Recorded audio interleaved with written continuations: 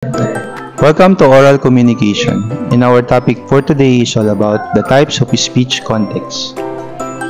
Let's start with the intrapersonal communication, but before we proceed, let us have a sharing activity. Let's share. It is natural for us to enjoy our alone time, during which we can connect more with our inner selves. We do this in many different ways. One may enjoy reading a book, while another may enjoy doing nothing. Here are some of the questions that need to be answered. What do you usually do when you find yourself alone? Another question. What do you usually say to yourself when you find yourself reflecting? Alright, so what is intrapersonal communication? Intrapersonal communication, it can be defined as communication with oneself, and that may include self-talk, acts of imagination and visualization, and even recall and memory. I'll give you an example for intrapersonal communication. The first example is you spend the night thinking and analyzing why a student from the other class talked to you on the way home, and you decided it meant nothing. Another example for intrapersonal communication, that you felt happy while thinking about how your teacher appreciated you for submitting your project before the due date, and you reflected on why this was so. So nagtatanong ka na sa sarili mo kasi na iba yung pakiramdam mo, sobrang saya mo nung araw na yon dahil na-appreciate ng teacher mo yung ginawa mo pag-submit ng mga documents mo ng projects mo ng maaga bago ang due date. Okay, so yung ibang pakiramdam mo na yun yung mga tanong sa sarili mo na ikaw rin yung pwedeng sumagot. There are three aspects of intrapersonal communication. We have self-concept, perceptions, and expectation. Let's talk about the self-concept. Self-concept focuses on our beliefs, values, and attitudes about ourselves. It helps us understand why we think and act in certain ways, as well as how our decisions are influenced by our self-image. That is what we call self-concept. Ini-figure out natin sa ating sarili kung ano yung makaunawa natin doon sa isang bagay. Kagaya ng ating mga paniniwala, bakit natin to ginagawa? Kasi natatakot tayo na baka may mangyaring masama kung hindi natin ito susundin, dahil ito ay kasama sa ating mga pinaniniwalaan. Next, perception. It is how we interpret the world around us. It involves interpreting stimuli from the environment, such as people, objects, and situations, to understand how they relate to us. The third aspect is what we call expectations. Expectation helps us define our goals and aspirations for the future. By understanding what we want to achieve, we can set realistic expectations for ourselves and take actionable steps to reach them. Let us go with the forms of intrapersonal communication. This is not included in our book, but this is just an additional information about the subtopic. There are forms of intrapersonal communication. The first one is internal discourse. As you can see in the illustration, this form of intrapersonal communication is done through the help of the mind and one's inner thought. Like for example, yung mga mantra, yung mga we are reflecting, ang tawag doon, nag-yoga, no? So dito nagkakaroon tayo ng relaxation of our mind, proper breathing para maayos nating maunawaan yung mga nasa loob natin. Next is vocal discourse. Verbal communication is when we use words to express ourselves or talk out loud. Yung halimbawa, nagtatanim ka ng halaman tapos kinakausap, yung ibang tao kinakausap nila yung halaman, bilisan niyo na lumaki, ganyan. So, ang gaganda naman ng bulaklak ninyo. So, may kasabihan, pag kinakausap mo daw yung halaman, mas nabubuhay sila ng mas malusog, mas maganda. Okay, so that is what we call vocal discourse. Wala ka namang kinakausap na tao, but instead, meron kang kinakausap pertaining to a certain thing. Unlike dun sa una na walang boses, sa'yo lang yun na nasa isip mo lang siya. And the last form of intrapersonal communication is what we call written discourse. Written communication is a form of intrapersonal communication that involves writing down our thoughts.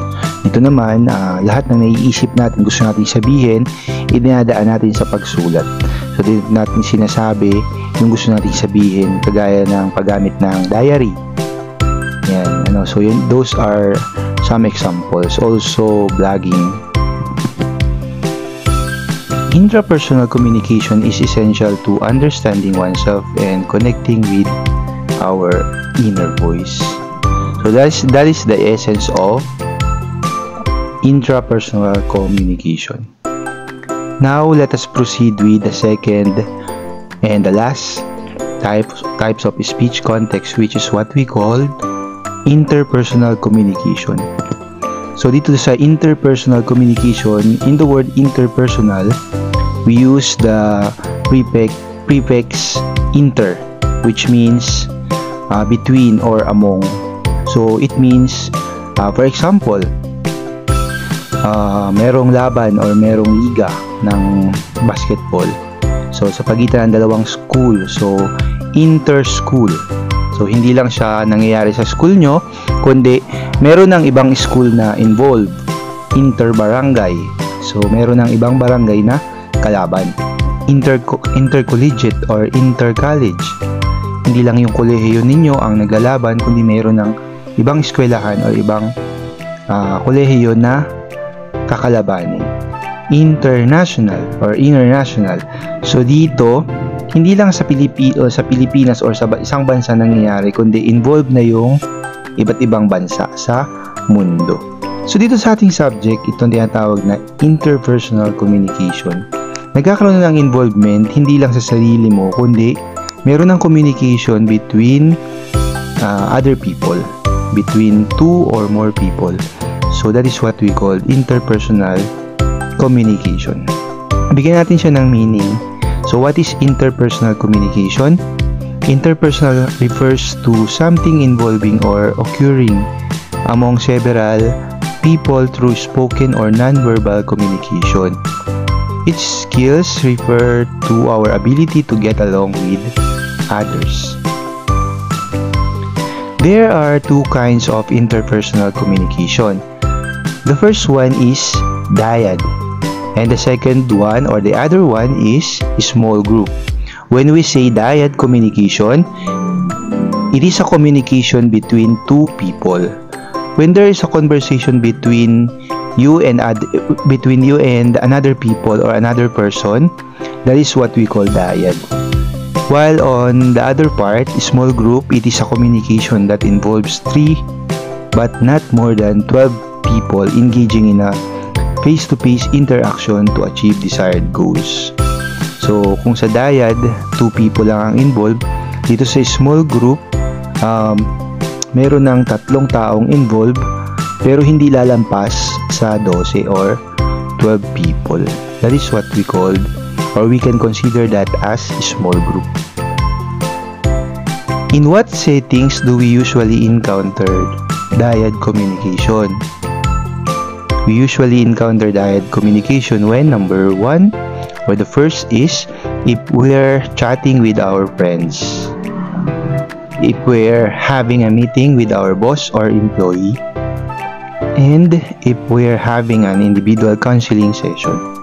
So those are some of the scenarios or cases that we can encounter dyad communication.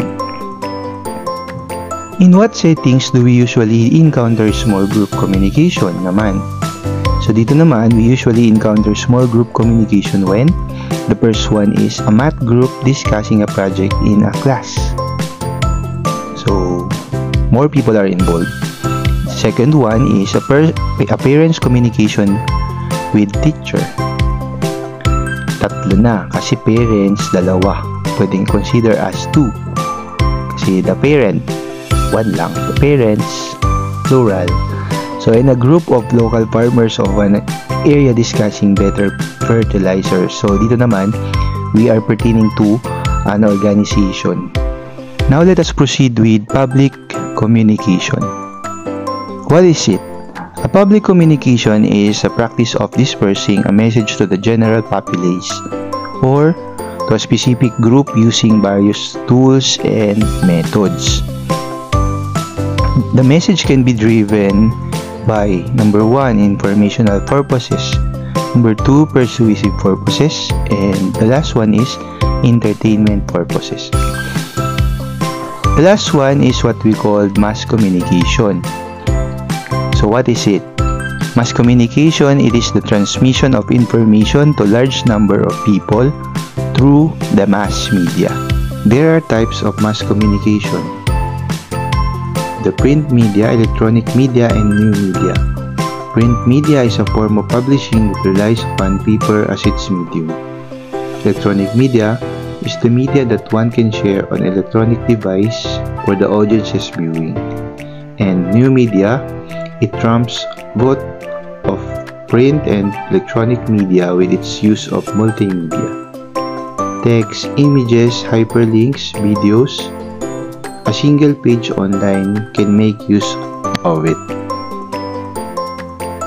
Let us give examples for the types of mass communication. For the print media, examples are magazines, newspapers, flyers, books. While on the electronic media, there are broadcasting, television, radio, and telephone.